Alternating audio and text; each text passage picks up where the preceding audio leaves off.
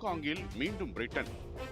1945ஆம் ஆண்டு ஆகஸ்ட் 30ஆம் நாள் ஹாங்காங் மீதான ஜப்பானிய ஆக்கிரமிப்பு முடிவுக்கு வந்தது.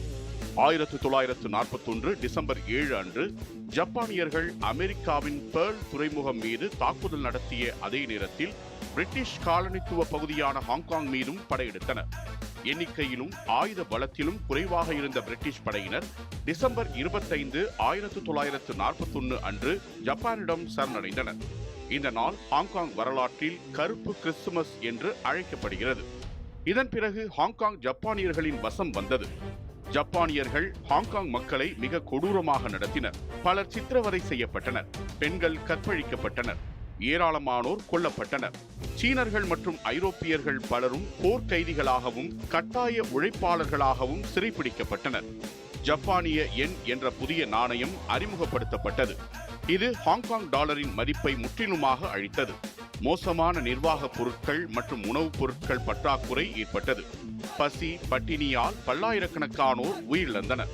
கொடுமையான வாழ்க்கை சூழல் காரணமாகவும் உணவு பற்றாக்குறை காரணமாகவும் பலர் ஹாங்காங்கை விட்டு வெளியேறினர்.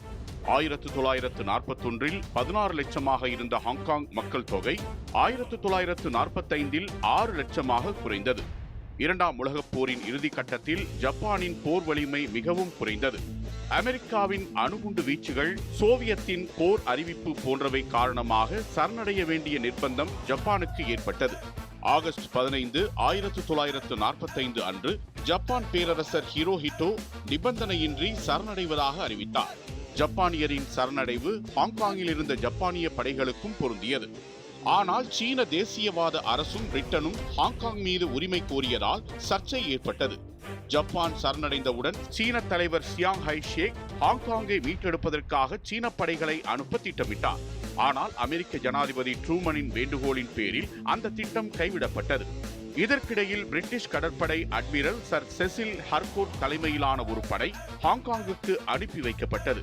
அவர்கள் 1945 ஆகஸ்ட் 30 அன்று ஹாங்காங் சென்றடைந்து உடனடியாக நிர்வாகத்தை கையில் எடுத்தனர். பிரிட்டிஷ் கொடி ஏற்றப்பட்டு ஹாங்காங்கில் பிரிட்டனின் ஆட்சி மீண்டும் தொடங்கியதாக உலகிற்கு அறிவிக்கப்பட்டது.